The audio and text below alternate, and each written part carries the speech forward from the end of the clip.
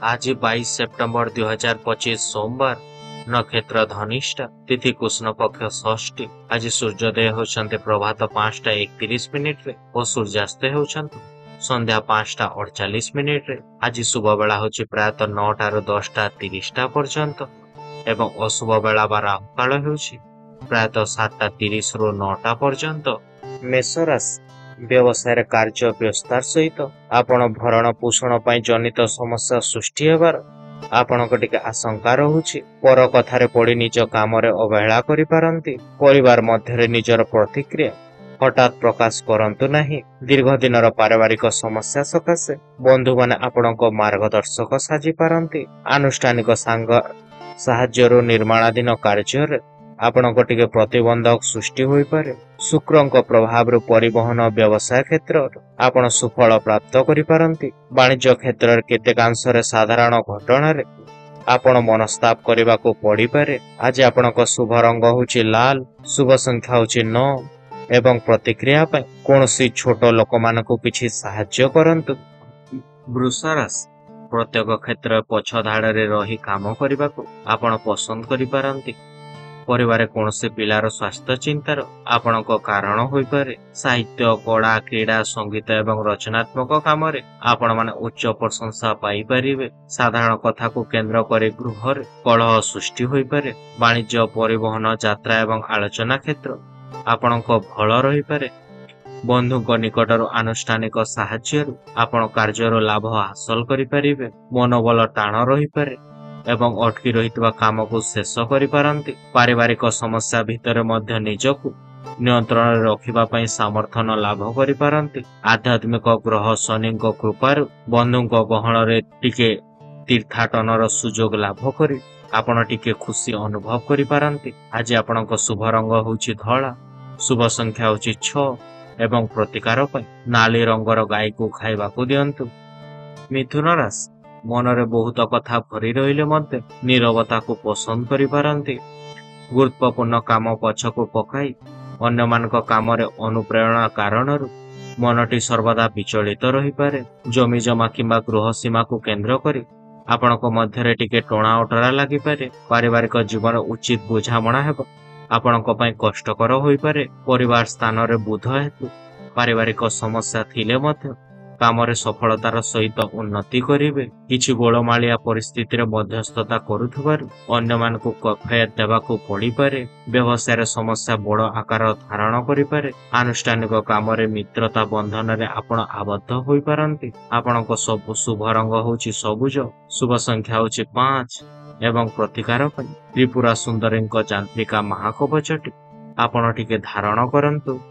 कर्कट राशि, संपर्कीय माने परिवार असजड़ा परिस्थिति को सजाड़िबा नेबारे साहाय्य करि पारंती। अभाव असुविधा नथिले मध्य दुश्चिंता मन को आक्रांत करि पारे। कला, साहित्य, संगीत, क्रीड़ा, प्रकाशन क्षेत्र रे शुभ फल पाई परिबे। कर्म क्षेत्र निष्पत्ति नेबारे विवादीय परिस्थिति सृष्टि हेबार सूचना रहुछि। स्वराशि रे चंद्र अवस्थान करथिबारु स्वास्थ्य समस्या नियंत्रण रे रही पारे। सहकर्मी सहित सुसंपर्क व्यवस्था आपण कर्म क्षेत्र समालोचनार पात्र होई पारंती। विनय वचन प्रभाव समस्या गुड़िकर सरल समाधान करिबारे आपण सफल होई पारंती। पारिवारिक कलह को केंद्र करी साहत भाव प्रवण होई पारंती। आज आपणक शुभ रंग होची धला, शुभ संख्या होची 2 एवं प्रतिकार पई शिवंक सहस्र नामटी आपण माने पाठ करंतु।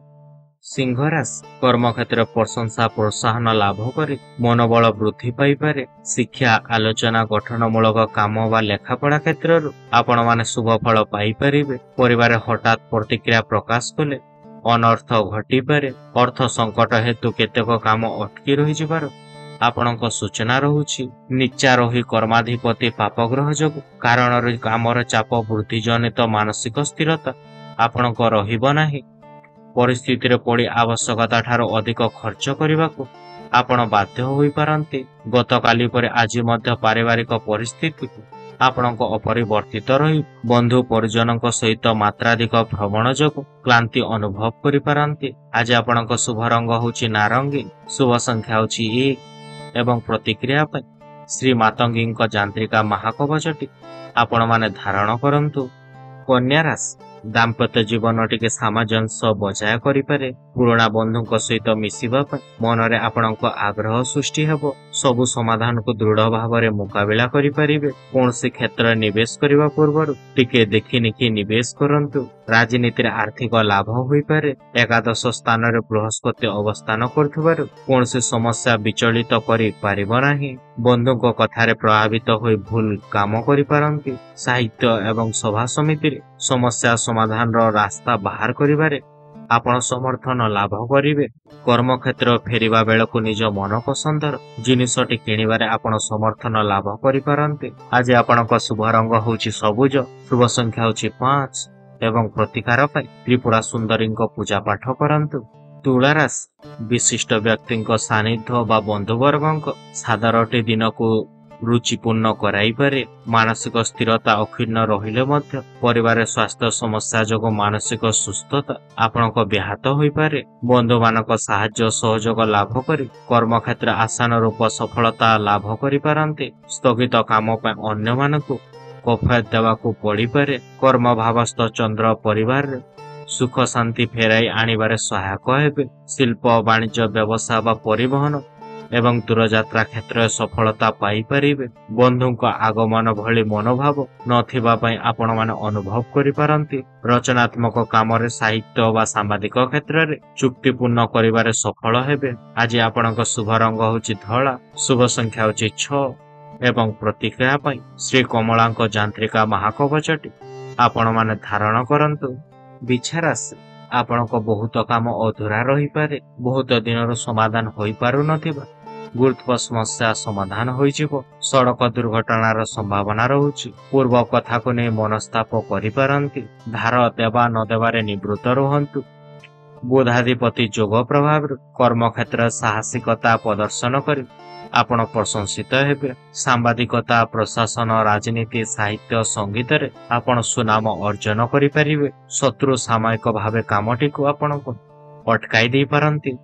ସରକାରୀ କାମ ବା ବହୁତ ବଡ଼ ବଡ଼ ପଦସ୍ଥି ବ୍ୟକ୍ତିଙ୍କ ବିଶେଷରେ ଆପଣଙ୍କ ଟିକେ ମୁଲାକାତ ହୋଇପାରେ, ଯାହାଦ୍ୱାରା ଆପଣ ଟିକେ ଉପକୃତ ହେବାର ସୂଚନା ରହୁଛି।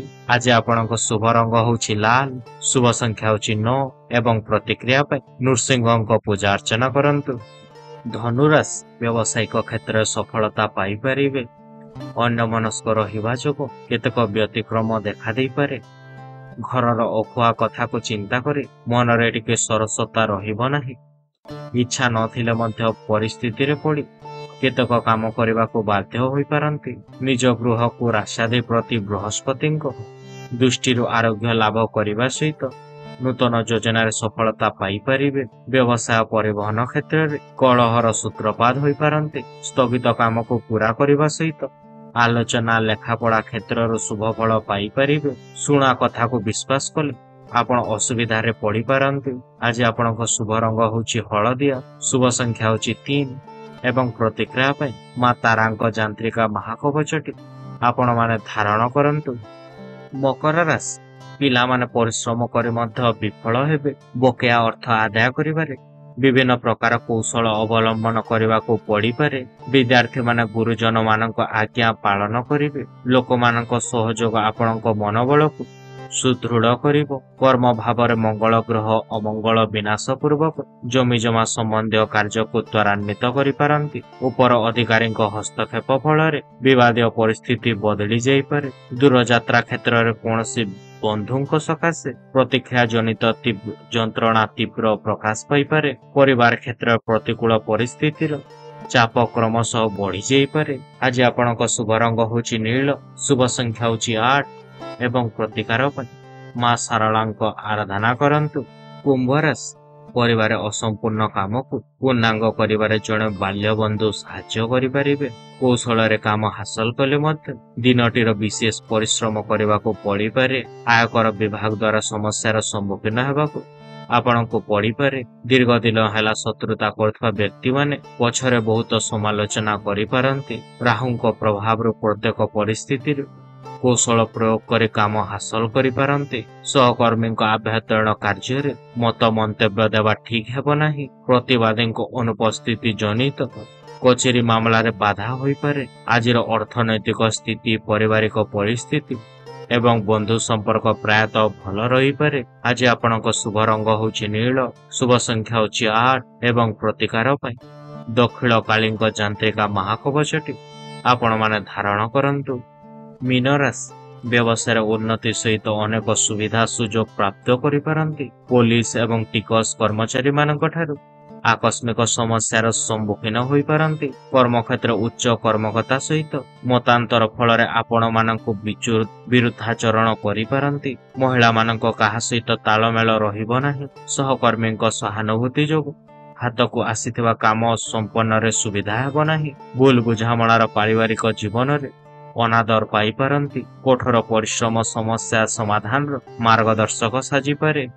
ଚନ୍ଦ୍ର ବା ବୁଧଙ୍କ ଶୁଭ ସ୍ଥାନ ହେତୁ ଦୋକାନ ନିର୍ମାଣ, ଯାତ୍ରା, ବିବାଦ, ସଭା ସମିତି ପ୍ରଭୃତିରୁ ଆପଣମାନେ ସଫଳତା ପାଇପାରିବେ। ଆଜି ଆପଣଙ୍କ ଶୁଭ ରଙ୍ଗ ହେଉଛି ହଳଦିଆ, ଶୁଭ ସଂଖ୍ୟା ହେଉଛି 3 ଏବଂ ପ୍ରତିକାର ପାଇଁ ବିଷ୍ଣୁଙ୍କ ପୂଜା ସହିତ ମନ୍ତ୍ର ପାଠ କରନ୍ତୁ। ଧନ୍ୟବାଦ ଆମ ସହିତ ଥିବାକୁ। ଆଶା କରୁଛୁ ଆପଣ ଆମ ଭିଡ଼ିଓଟିକୁ ଉପଭୋଗ କରୁଛନ୍ତି। ଯଦି ଆପଣଙ୍କୁ ଏହା ଭଲ ଲାଗିଥିଲା ତେବେ ଲାଇକ୍, ସେୟାର, ସବସ୍କ୍ରାଇବ୍ କରିବାକୁ ଭୁଲନ୍ତୁ ନାହିଁ। ଆମେ ଆପଣଙ୍କ କମେଣ୍ଟ ବା ମତାମତର ଅପେକ୍ଷାରେ ରହୁଛୁ। ପରବର୍ତ୍ତୀ ଭିଡ଼ିଓ ପାଇଁ ଜଡ଼ିତ ରୁହନ୍ତୁ ଏବଂ ଆସନ୍ତା ସମୟ ପର୍ଯ୍ୟନ୍ତ ଆପଣଙ୍କ ଉପରେ ମହାପ୍ରଭୁ ଜଗନ୍ନାଥଙ୍କ ଆଲୋକ ବର୍ଷା ହେଉ।